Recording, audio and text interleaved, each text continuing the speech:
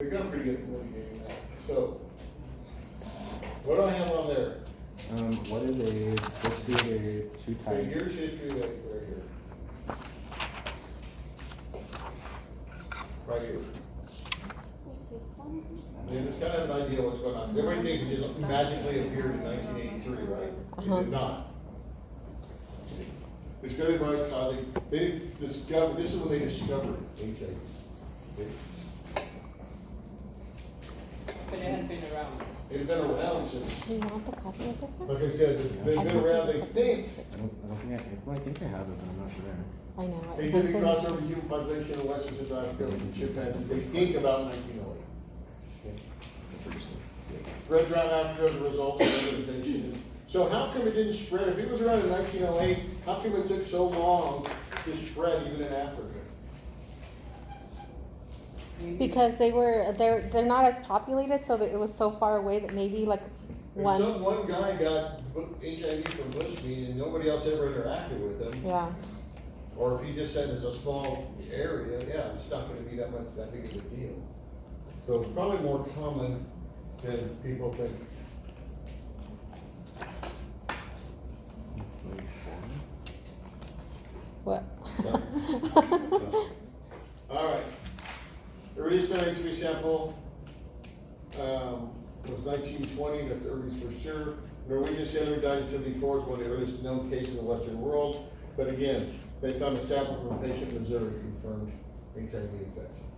So what kind of questions would you be asking from something like that, the history and origin? Are you gonna ask specifically like when is it first known, or are you gonna more ask Well, like where it for came sure from? One might be something like, when did they first discover HIV was a virus? Oh, 80s? No, 83. Well, the 80s, like in Yeah, general. but it's actually got to be kind of considering on that one because the 80s is when the AIDS epidemic started. Yeah. They didn't discover the virus until 83. Okay, so you That's want it. like a specific, okay. Something like that for sure would be that, because that's pretty important. And just know that it's been around for a while, and where it So- probably came from, what was its probable origin. That would have been the bushmeat.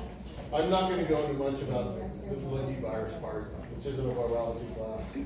But you do need to know what GP 120 is, and those. It's the one that catches. That's GP 120 and GP 41. Okay? Those are important because those are responsible for what? The receptor. Good, for binding to the receptor. These are the ligands for the receptor on the CD4 and CCR5 receptors. And that's it, that's clinically important. HIV is the one that's in monkeys, right? I don't know. It's rarer. It's more rare. There's more with the That's two. What is the difference between HIV 1 and HIV 2? One is more rare than the other. Okay, one is more rare. One is Where? more receptive. Rare Isn't where? it in a certain area? In the U.S. In Africa? Sub-Saharan Africa is mostly where HIV 2 is. Okay. Okay? Everywhere else in the world is mainly HIV 1. Which one is more virulent? One. Much more virulent.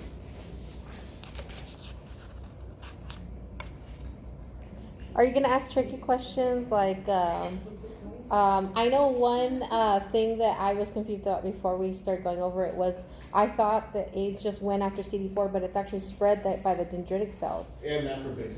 And Uh-huh. those are what they call reservoir cells. Yeah. So are you gonna ask something like that? Oh, yeah. What's the Ooh. potential reservoir for HIV? Macrophages, dendritic cells. Because that right there is why they're having such a hard time. Curing it? Yeah. They get those reservoir cells. Because they tend to be more latent a lot of times in those cells, I think, too, so it just can't. I just saw some of them out right now. I think they're getting pretty close. Because, okay, so what I'm talking about is the problem with HIV is this thing is, normally if you make an antibody, you're gonna make it against what? The receptor. Something like this, right? You're Yeah. making an antibody to this.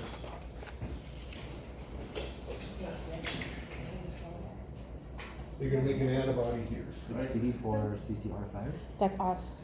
right? Yeah, that's us. So and if that's that what brings ligand it. is blocked, how does that protect the patient? No, It's what? not never able to bind to our receptor that brings it in. So the problem with That's this, if you know that it's like, that you have it that fast, right? huh? Like if you know if you have the virus that fast? Yeah, you make a bunch of antibodies. They just, the problem is none of them are what they call neutralizing antibodies. And they So is that one of the why, reasons- huh? is that why the prophylactics for like doctors when they're exposed to it, it works so well? Because they Right. immediately start it? You really started, you try and prevent it from getting in there from doing the reverse transcriptase, and you can prevent it from integrating, When you're on. then you're in good shape. You just flush it like people. Yeah, you're just gonna get rid of the virus and be stuck in there and it get broken. Like I said, guys, remember that. If you get stuff inside of your cells and you can't integrate in, your cells eventually are gonna break that and degrade it down. Right. They recycle almost everything. Lysosomes are gonna break it down, proteasomes are gonna break down proteins and things like that. If you prevent that integration or reverse transcription and all that stuff, Your body can do its job. yeah. The problem with this receptor is a lot of times this receptor sort of bends over Oh, until and it comes in contact with the cells. I was watching a And thing then on it that. snaps up and it exposes that binding site. So it's better to go after the cosita, the little stick part, right? The That's what 40. they're trying to get some antibodies after that. And they think they found some. Cosita. 41, yeah. But that's why it's been so hard to elicit a vaccine for it. Because they haven't been able to elicit the antibodies that can, they haven't been able to get a good part where the antibody will neutralize that. They think they may be getting close to one now. I haven't read the paper yet. All right. The effectiveness of pathogenicity, what does it do? So active infection, okay, the two different PowerPoints are different. Let's walk through the infection stages of HIV. What's the first thing that happens? When it gets in your body, Okay, first thing happens, you get infected, right? Uh-huh. Virus starts to replicate rather quickly, but also what do you do? What do you elicit really quickly as well? immune response. An immune response, and you start making what? Uh, Antibodies to it, right? Right. Instead of telling you to your helper T cells, trying to make cytotoxic T cells. That's the active infection, new virus goes from the host cell. But what else? That's why these two books are so different. That's what irritates me about these two. What is this called? active. What's the type of infection? Yeah, what's the other name for it? The acute. Acute. This is acute HIV when this happens. Acute HIV is actually, it happens about 80% of patients. An acute infection is when you actually go through seroconversion. And what is seroconversion? All ties in together. You get infected, virus starts to replicate, your immune system starts to what? Response. Starts to respond. Okay? And what is it, when you get a viral infection, the immune system responds, how do you know? You feel sick. You get those signs and symptoms, right? Yeah. That virus, right? Fever, malaise, whatever. That's acute. And then what do we say happens after that? It's up. You get a marked decrease. Your immune system does a pretty decent job at first of working on. The problem is it's gone latent now. And the latent infection is DNA is hidden in the chromosomes as a provirus, and the bigger problem is right here. Because I said that if you're activated, T cells are gonna die after a while, right? But it gets into memory cells, and the memory cells are long-lived. And then every time the memory cell replicates, it's also gonna do what? So those are. Copy that provirus. Along with the macrophages and. And the macrophages and the dendritic cells. And they think there may even be another one, they're not sure. The problem also too, which also stops this initial response, is what happens to the virus. It mutates like super quickly. The virus mutates super fast. That's It's got what's called very literally what I said. error-prone RNA polymerase, so it makes tons of mistakes. And most of the mistakes are bad, right? Right. For the virus. Every once in a while though, you get what? They are resistant to drugs and stuff. It actually means. It's gonna be resistant to drugs, or it's gonna slightly change that GP120 enough where neutralizing antibody won't affect. Oh. Any or all those things can happen. Eventually your immune system just what? Loses that battle. Because of the C4. So here's what, this is a latent active infection. This is a latent infection. Virus attaches, gets in, reverse transcriptase makes double-stranded DNA, and integrates, that's that enzyme I told you about, it's now done what? Cut it up and got it. Integrated. Oh, into the integrated into virus. the, it's the protease that cuts it up. So now you're what?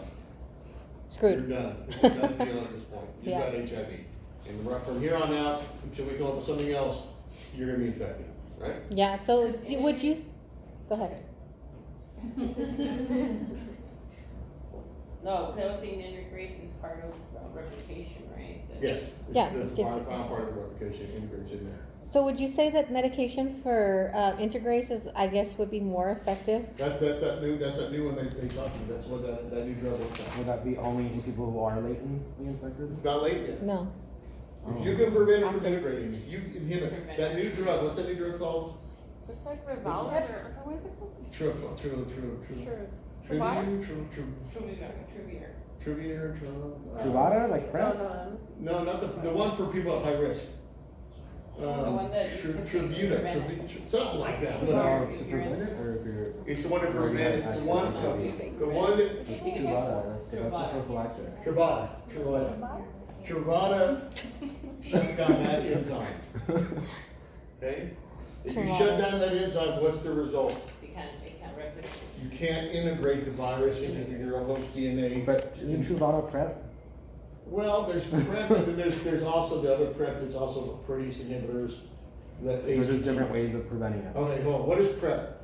Let's go back. Prophylactic, that's all I know. Prophylaxis, if you get exposed to it, you're a nurse, a surgeon, a first responder, right? And you get blood, all of you, from an HIV positive person, what do they put you on?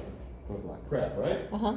But like I thought the way that you take the medication for PrEP is like if you take it before you plan to have Come in sexual encounters. or- That's just this particular one. Okay. That's that tribute, You're whatever. high risk. Yeah, that's just that one. Another one's The other active. ones, they also put you on everything to try and prevent reverse transcription. Because if you can't reverse transcribe the RNA, do you even get double-stranded DNA? No, No. No, so can you integrate it? No. No, Well, so. Truvada so is it stops it before even Yeah. bad. it can treat HIV infection. and reduce- Well, because it My could- understanding is it's an integration inhibitor. It's for both, so like can treat because it has TDF in it too. Sure, yeah, which you can yeah. give. With the protease inhibitor. Yeah. Yeah. But the one of the drugs, the one that prevents infection, follow that so far, we'll just go with that. Okay. My understanding, I will double check, but my understanding is it's an inhibitor. I thought it was an attachment inhibitor. My understanding is an integrase inhibitor. Yeah. It inhibits this enzyme. Because- we don't have this enzyme.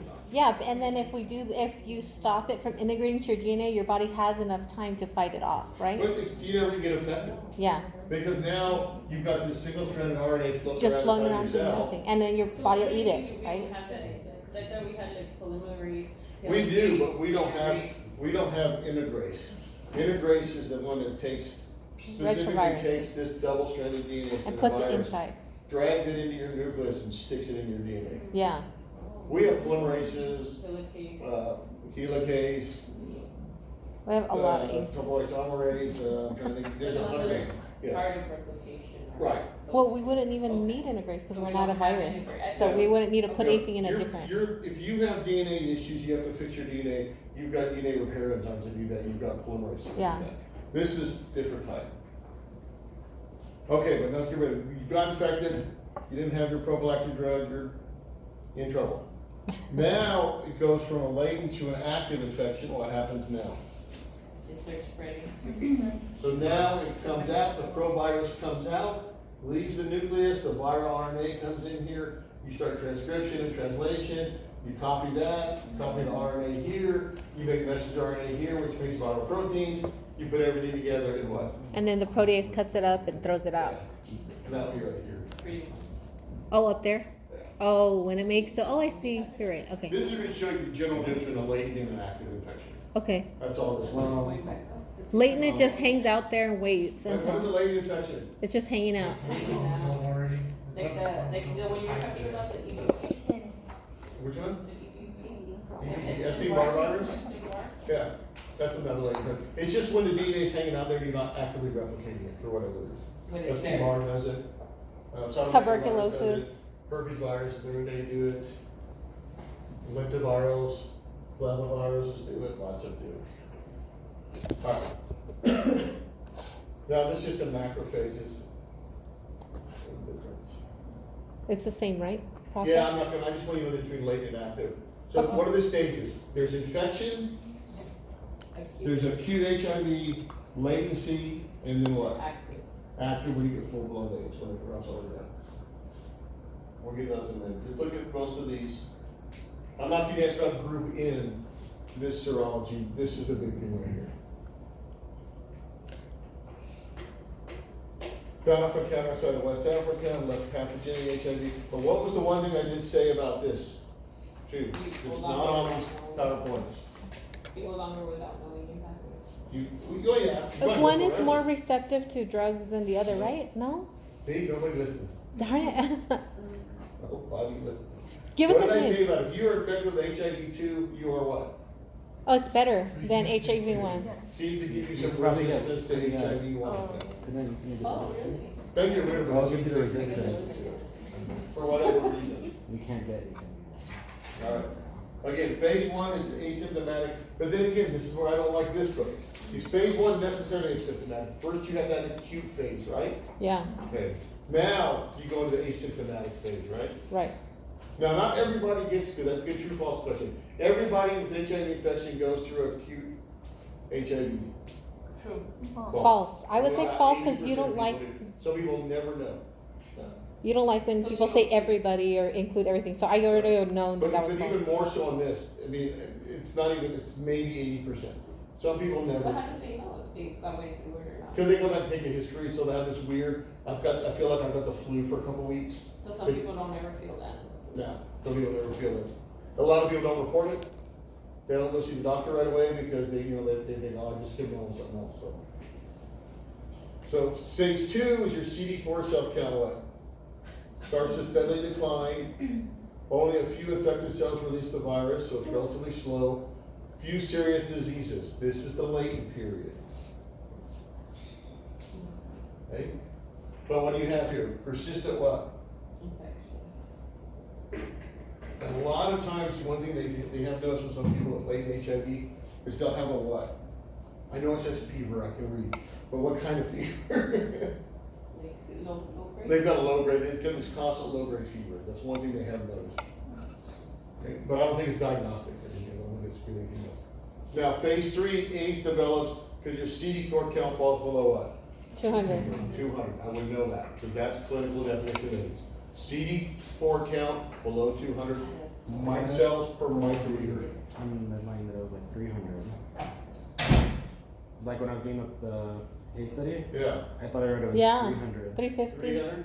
Yeah, 300. Because that's why I wrote that she's so low. Yeah, I found Already. conflicting information too. Should be in category 2. Two category, so that's true. Yeah, it's gonna be, Yeah. yeah, it should be category 2. There are different stages of the CD4 count, because you do start getting progressively what? No. In terms of opportunistic infections and stuff, things start coming on more and more progressive. Yeah. But I think the clinical, and I will check that, because what did you just say? I'm on Below Medline. 200. Below like that the clinical definition of AIDS is a CD4 count That is below below 300. 200. Well, okay, I won't ask you. So you're not gonna ask specific numbers? Because I did find a lot of conflicting information too. Well, I'll look, there's a lot of conflicting stuff. Are you gonna have an essay question for extra credit like you used to do? Just kidding. Okay. Yeah, what do you do? Right now, I'm panicking about my computer. Oh, I okay. think they've had us in questions. Not just Yeah, grade. micro. Oh, I my loved God. them. That was like the only way I could like Okay, push that grade up. again, the initial, you have an initial what? Strong immune response. And what happens? They What are sup- CTLs? Cytotoxic people. Good, cytotoxic L? T lymphocytes. T lymphocyte. I was like, L? Once you've established a pool of latently infected CD4 cells, it is what? That's the problem. Once you've got that latently infected pool, which theoretically could be how many cells? Theoretically. It could be one. Wow. Theoretically. I mean, it's not, but theoretically it could be one, right? Because it only takes one cell to make a whole bunch of what? Babies. Virus. Alright. Response, we talked about this, impact of AIDS on survival HIV infection. If you're older and young children do not fully develop immune systems, making them more susceptible. I want to go back to this one. Exposed but not infected population, those are those long-term yes, sir. That's what I don't understand. Why, if you don't have an immune system, are you more susceptible? That, to me, because of how the HIV, it's actually, I would feel like That's interesting, that's one thing they wondered about. So let me finish this, we'll go back to it, 'cause that's a good point. So this is those long-term non-progressors, right? Elite controllers. They either have a really strong immune response or what? low viral load, or they have this mutation. But the thing is, if you're older, what happens, so you're older, so you have a decreased immune response, right? Yeah, What happens is you age. your thymus atrophies, Your thymus atrophies, you have a finite number of T cells, right? right, If you have a virus, it's gonna go through and start killing off. So if I'm just making up numbers. If a 30-year-old has 10,000, it's not, it's like to the ninth, okay? But you have 10,000 T cells, right? right, When you're older, you're down to 1,000, and now you get infected with HIV. You don't make any more unless they're memory cells. Now it's happening to your T cell repertoire. It's getting smaller and smaller and smaller. So you've already started off with an immune system that's not functional. And now you're what? And what if, let's say if you're immunocompromising, it was only your antibody response. That means your T cell response is still working, right? mm-hmm, But you get rid of your helper T cells, does your T cell response start working?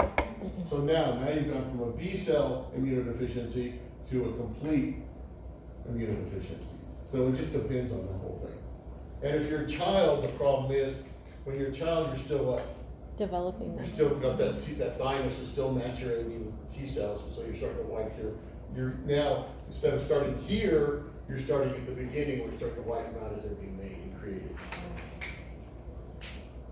Alright, just know, I was thinking about what I want you guys to know on some of the ones. Know the main ones. Well,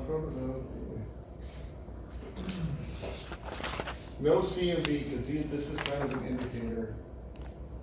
TB, oh, no, that one. Mycobacterium avium. Okay? You know the pneumocystis, because that's an indicator disease. That's the PCP, right? Yeah. And no sarcoma. So know those 4 indicator diseases. Because those are all ones that give a healthy immune system for sure. Can you come down with TB if you're healthy? Yes, Sure. Can you get shingles if you're healthy? Yeah. Sure. Can you get herpes if you're healthy? Yeah. Sure. Can you get toxoplasmosis gondii? Yeah, we probably all have it right now anyway. Can you get crypto? Probably get persistent. Can you get, I don't even know what the hell that is. I'll have to look that one up. Can you get histoplasmosis capsulatum? Yeah. Cryptococcus neoformis? Yeah. Candidiasis albicans? Yeah. I don't know why they have it twice. Can you get cervical dysplasia? So the ones that you really, the ones I mentioned, those